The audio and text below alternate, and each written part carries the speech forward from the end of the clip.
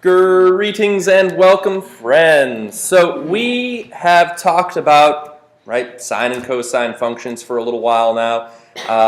We know what they look like. We know about their period, their amplitude. We know how to stretch and smoosh them vertically and horizontally. And today we're going to now gain a little bit more mobility over them, where we're going to be able to translate them, right? Which is we're going to be able to shift them horizontally and vertically. And actually, the nice thing about translations is they behave very similarly to our previous experience with functions, I guess, with shifting parabolas and stuff like that. I guess, well, maybe I'd be cautious in saying that just a little bit, because in the case of conic sections, we often did not have the conic section solved for one of our variables, right? We had like the equation of circles was x minus h all squared plus y minus k all squared equals r squared. But we'll see in a moment here how this all behaves. So here's my my regular old kind of sine function.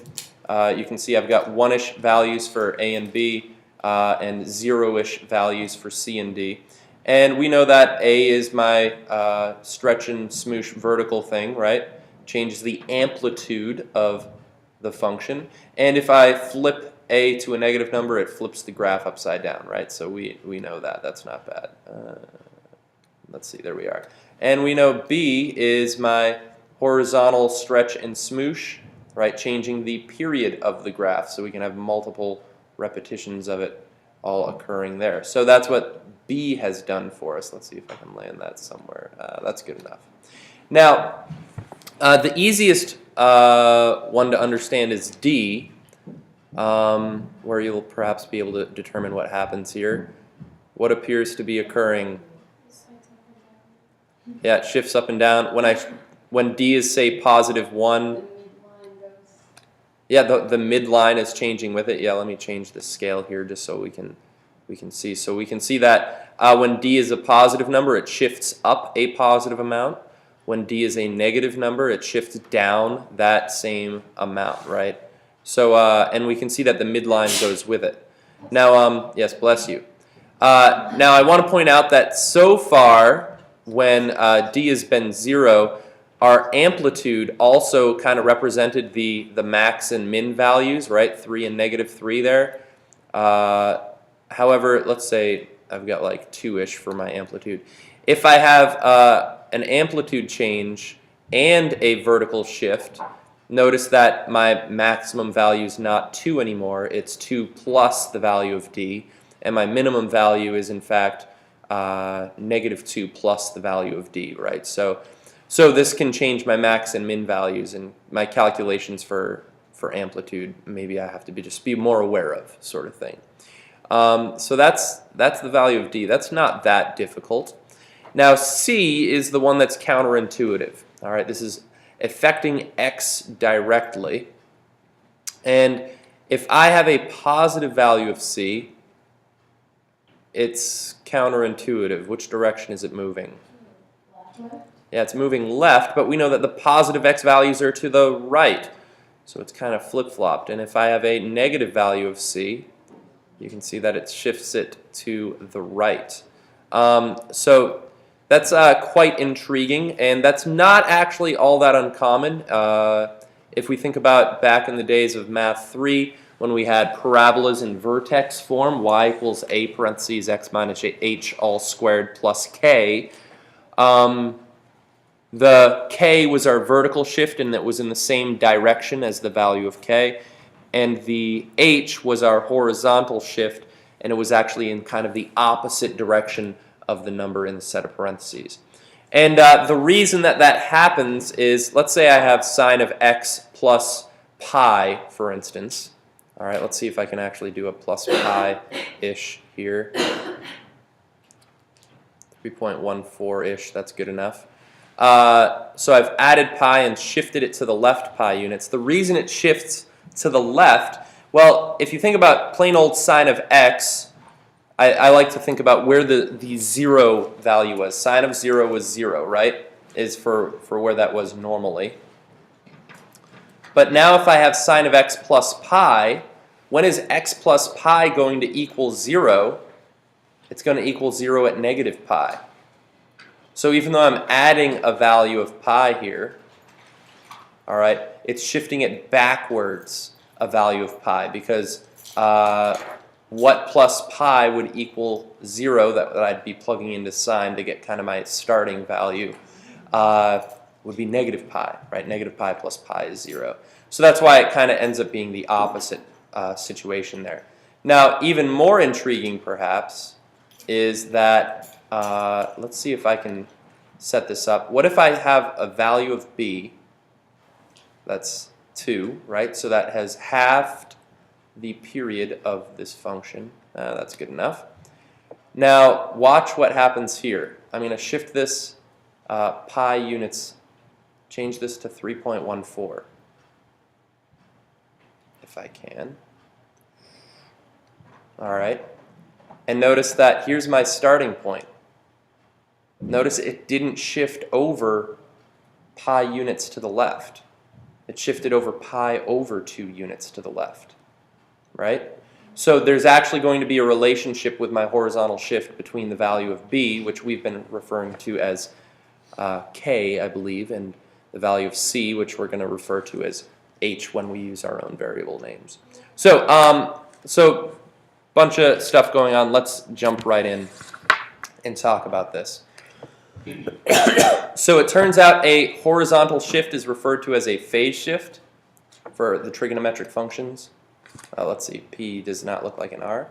Phase shift, all right, is a horizontal shift or horizontal translation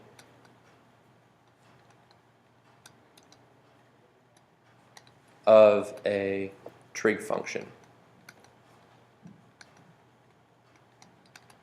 All right, so that's what we refer to as that. And the reason they're called phase shifts is it's actually possible to get a trig function to map back onto itself by doing a horizontal shift. Okay, and what I mean by that is this. Notice if let's try to get this back to 1-ish. What would happen if I map this to, let's say I have 2 pi. I can't quite accomplish it. 6.28. You can see 6. If I had 6.28, it turns out the sine function would be the same as the plain old sine function. All right, so sine of x plus 2 pi is the same exact thing as sine of x, because shifting it over 2 pi units to the left is going to, right, the period is 2 pi, so it's going to bring it back on top of itself. And that's why it's called a phase shift. So like if I shift this 2 pi to the left, it's indistinguishable from a regular sine graph. Or if I shift it 8 pi to the right, it's going to be indistinguishable from the regular sine function. So there's ways for trig functions to map directly onto themselves using horizontal shifts. So they get the name phase shift. And so let's see. I'll just call this translations. We'll hit both of them in one.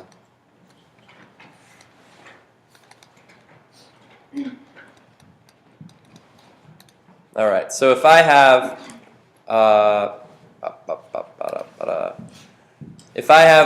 y equals a times the sine of k theta, let's see, what do I use? Am I going to use c? Yeah, I will use c here. Plus c in parentheses, and then plus, we'll use h. They're all over the place with variable names. All over the place. So, so if this is what I have, all right, similar to y equals a times cosine of k theta plus c plus h, all right, it turns out the phase shift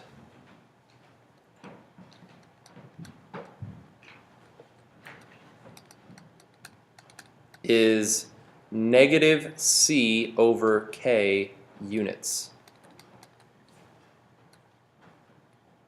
All right. And the reason it's negative c over k units is, imagine k theta plus c. If I wanted to factor a k out of this, k times what is k theta? That'd be theta.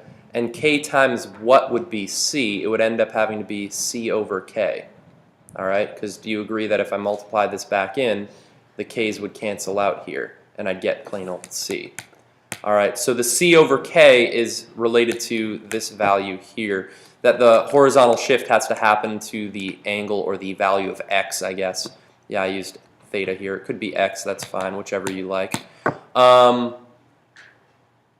Before the horizontal stretch occurs, or smoosh in that sense. So that's why it's c over k units. And it's negative because it's in the opposite direction of what you'd first expect. And it turns out, just to make that abundantly clear, if c is greater than 0, it shifts left. Right, so for positive values, it shifts to the left. If c is less than 0, it shifts to the right.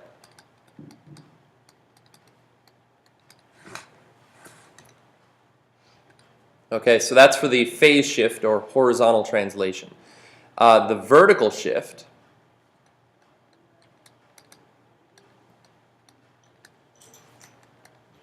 is h units.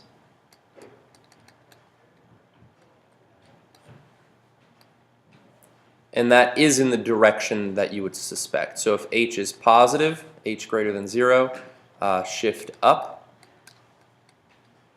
And if h is less than 0, shift down.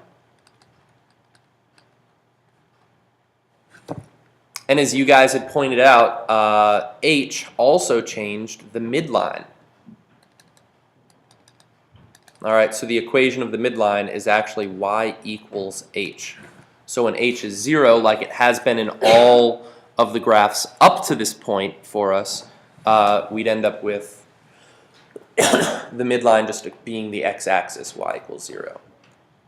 All right, so there's kind of our general summary of both phase shifts and vertical shifts. So let's jump right into an example. I guess you guys might still be writing that down. So let's graph the following. Let's graph y equals, I'm going to use x in this case, x plus pi in parentheses. And those parentheses matter because if it was plus pi outside those parentheses, it'd be a vertical shift. Bless you. If it was a plus pi inside the parentheses, then it's a phase shift. So let's see if we can figure out what the values of all my stuff are. What's the value of a? I guess I've been using capital A prior to this. I should use that. What's the value of a in this case? 1, right? So the amplitude is going to be 1. What's the value of k here? 1, right? The coefficient of the x is 1. What's the value of c here? The pi. And then the plus h. H is going to equal 0. Okay? So the amplitude is going to equal 1 because the absolute value of 1 is 1. The period is going to equal 2 pi over k. 2 pi over 1 is 2 pi. So far it's a regular shape, starting us off easy. It's going to be shifted which way?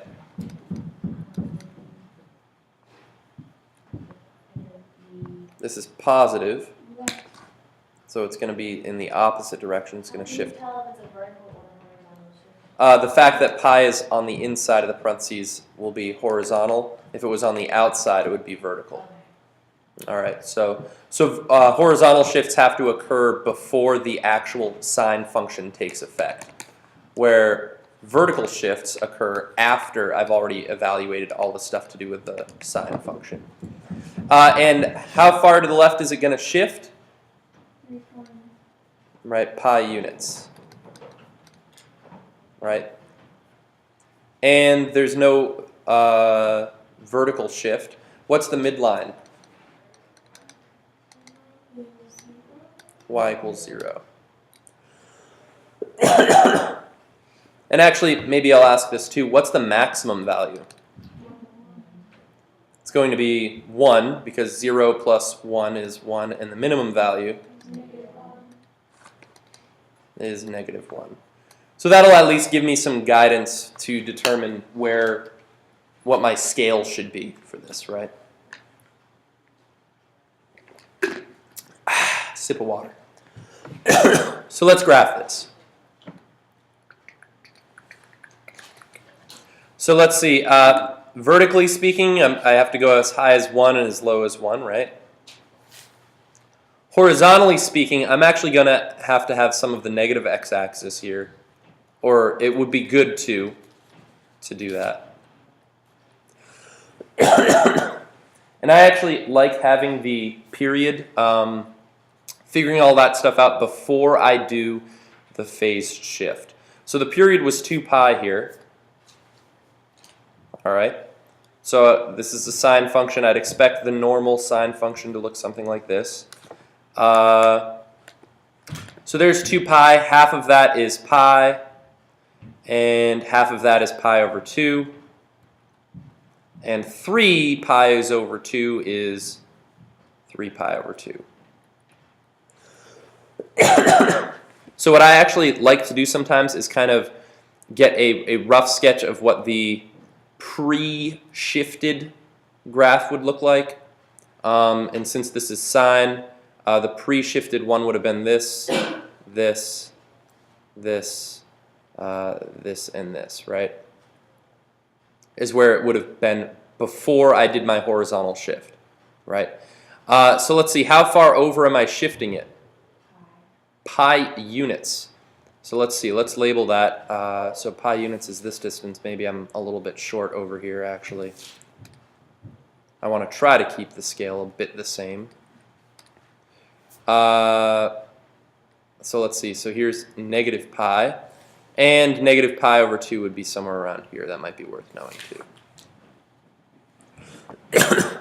So after the shift, let's see, so this point right here is going to shift pi units to the left, right?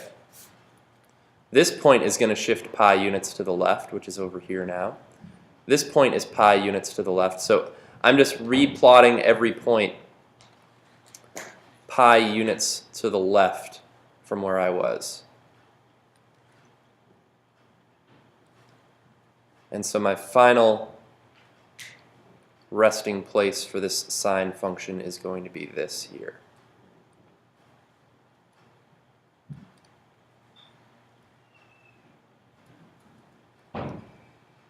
And I guess since we've got the space, we might as well do one more. Right? So that's what it would look like. So it shifted pi units to the left. And if you, say, wanted to actually like kind of draw out where your pre-shifted one is, I wouldn't necessarily mark that wrong. You know, like if you wanted to kind of like roughly determine where that was, you know, before we did our shift.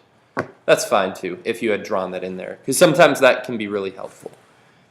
It's not as difficult for the vertical shifts, but I think before doing the horizontal shift, it's nice having a little pre-translated sketch.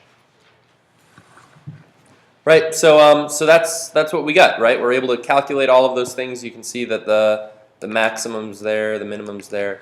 And technically after this shift, I could, you know, talk about where the maximums occur, right? If I wanted, if we were quizzed on it. So for instance, the maximum occurs at negative pi over 2 and at 3 pi over 2. Those are 2 pi units apart, right? So I could say that maximum values occur at negative pi over 2 plus 2 pi n. Or if I wanted, I could have said 3 pi over 2 plus 2 pi n if I'm more of a positive individual. I don't know. Doesn't matter. And minimum values occur at pi over 2. The next minimum value is going to be 2 pi units away over here, or negative 2 pi units away over in this direction, right? So I could say that the minimums occur at pi over 2 plus 2 pi over n. So if we wanted, we could still specify where the infinitely many number of max and mins occur, if we cared to do that, right?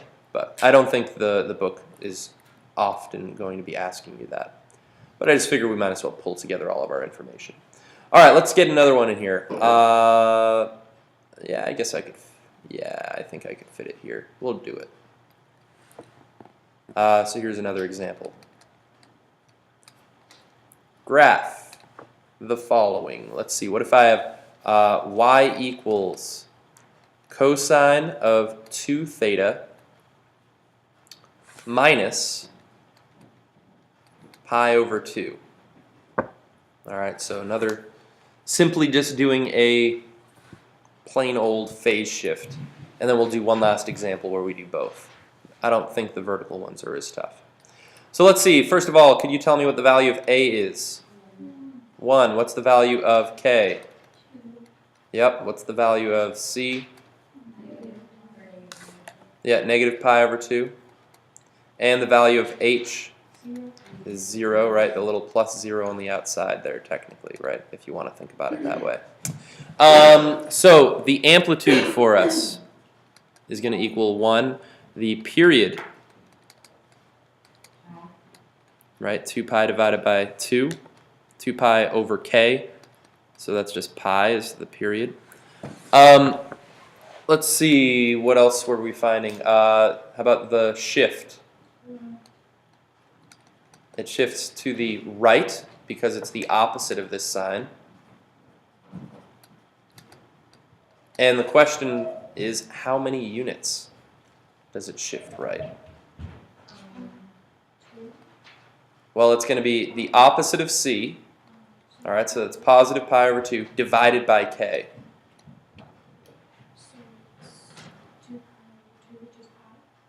No. Technically, this 2 is 2 over 1, so you'd multiply by the reciprocal. So it's going to be pi over 4. All right, so remember this little formula here was negative C over K. We'll do that calculation for us. And there's no vertical shift. The midline is at 0. For sake of room, I think we'll just stick with that for now. Max and mins are going to be at 1 again for this. So to graph this, let's see, we're shifting to the right, so I think I can kind of start and only draw a positive x-axis.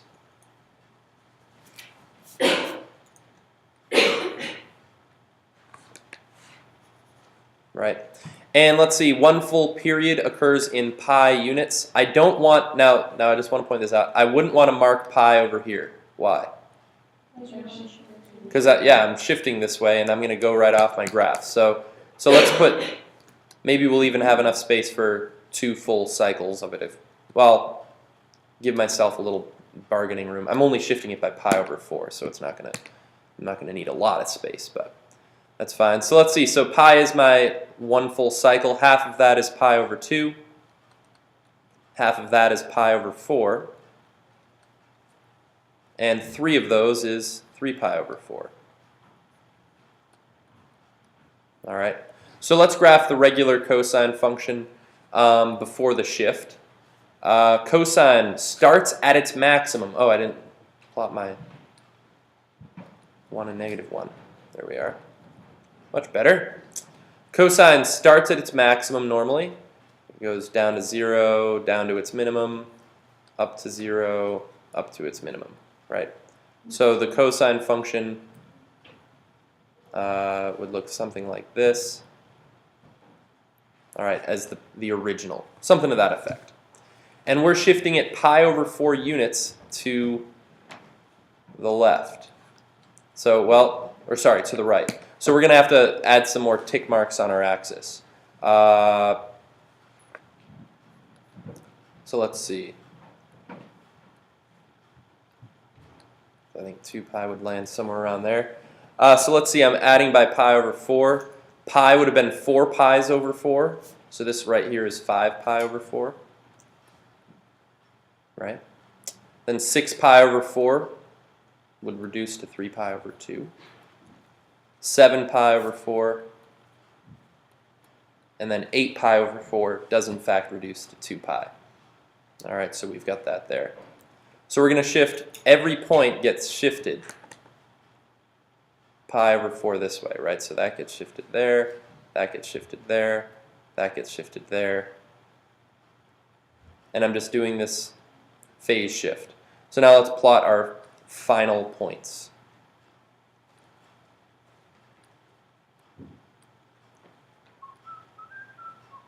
And we might as well keep going.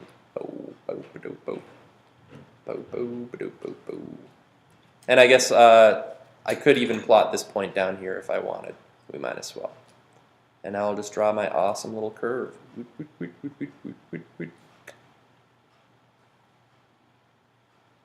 And notice in order to get my curvy figure, I'm going to, I draw like a little kind of an arc in each case. I don't draw this all as one shot because usually I mess up if I do that. So yeah, and I do want to point out these technically are not semicircles, but if we approximate them that way, that's kind of fine with me. Remember, they're technically steeper at the beginning and shallower at the end. They grow faster at the beginning, I guess, is what I'd say. The first half is accomplished in kind of the first bit here, right? The first half of the height is gained in the right there. So anyways, so yeah, so there's our graph. That's not too crazy. And I mean, if I wanted to talk about the maximums, I could notice that they occur at what, pi over 4 and 5 pi over 4. So that's a full pi units away, pi being the period.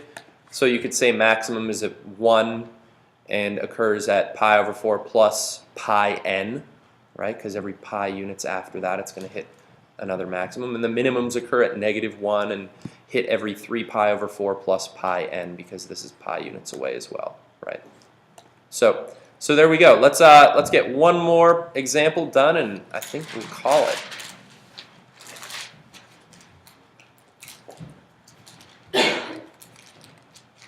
Exemple, let's say I've got y equals 4 times the sine of, we'll use theta instead of x this time, theta over 2 plus pi minus 6. So you've got everything going on here. So before we do anything, let's figure out if we can correctly determine the values of my variables, or not variables, I guess, parameters maybe. What's the value of a here? 4. All right, 4. What's the value of k?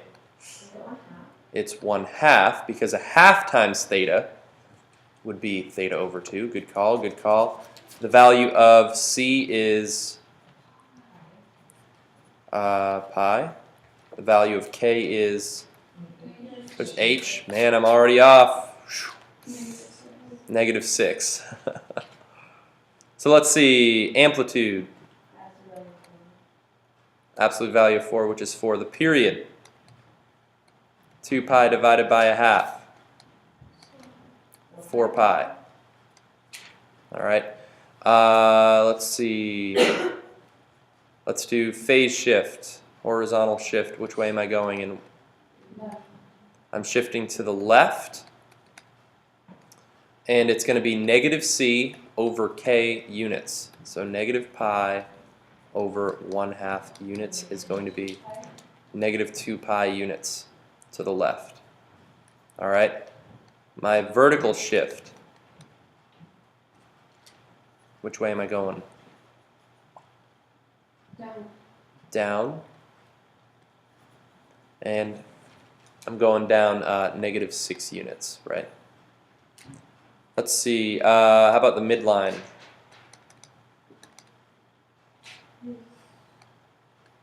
Y equals -6, right? Y equals h, because it's been shifted down 6 units. And this, I think, is worth pointing out in this case. What is the maximum value? Well, 4 is the distance from the midline to the maximum value.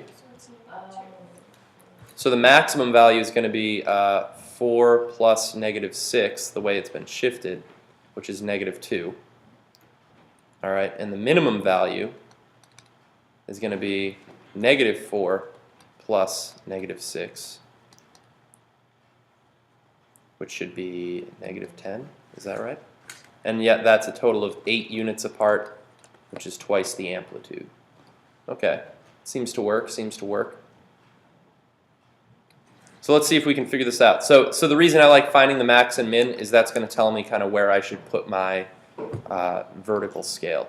And I've shifted to the left 2 pi units, so I'm going to want to have, I might even end up having my y-axis showing up right in the middle of my x-axis to fit this all. And actually, we're going to go way down here.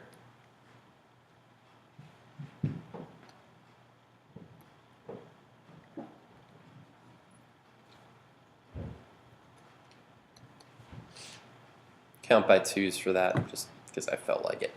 And let's see. For the,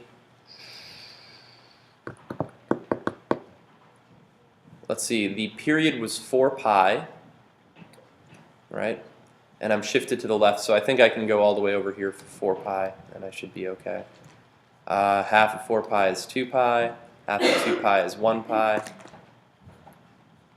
3 pi's is 3 pi's. And I'm going to be shifting this way anyway, so I might as well keep with this pattern, negative pi, negative 2 pi, negative 3 pi. I think I'll fit everything I need there. And I do want to point out, it's been rather convenient so far that our shifts have happened to line up with the way I've done my scale, all right, with my period and everything. With sometimes it's possible that like I could have had a shift by like pi over 2, and then it might have been valuable to add additional tick marks. So I just want to point that out. It doesn't necessarily always land exactly on those locations. All right, so let's see. I'm going to start with the midline, which was occurring where? Y equals negative 6. So here's negative 2, negative 4, negative 6. And I think it's valuable to draw the midline because we're so used to drawing everything with respect to our x-axis, and we could kind of pretend our midline is going to behave like that as far as we draw our graph. All right, so our regular, let's see, is this a sine or a cosine? Sine function. So it's going to start at its midline. It's going to go up, right? This is pre-phase shift, all right? It's going to go up to its max, back down to the midline, down to its minimum, and back up to the midline. All right, so this is kind of, you can see, right, where the original would have landed, right? Something to that effect. However, which way are we shifting this? Left 2 pi, all right? So this is going to go 1 pi, 2 pi that way, all right? So it's everything is shifting 2 pi units to the left. You don't have to draw those arrows. I think for the sake of our notes, it can be helpful. You don't have, I'm not going to even draw them for all the points. So let's see. So my actual curve is going to go from here to here to here. This point's been shifted, 2 pi. This point's been shifted 2 pi, so that would be here. And this point's been shifted 2 pi. That actually lands right there on top of that other point. And now I can draw my end result. And since I've got the extra space, we might as well keep it going. It's like doing the wave at a baseball game, right? Might as well keep it going. Man, why can't I get that last little bit? That's good enough. So sad looking. There we are. So there we go. And regarding analyzing our max and mins, I can see my maximums occur at negative 2, and they occur every negative pi plus, what is that, 4 pi units because the full period was 4 pi. Right, so now we actually have the ability of modeling any sort of sinusoidal wave, all right, where we can stretch it and smoosh it and change it and shift it. We can get these to land anywhere we want. And in the next lesson, we'll end up actually using all of our abilities to model real-world data is what we'll end up being able to do with it, which will be pretty cool. But this video is long enough for now, so thanks for watching, friends. Bye-bye.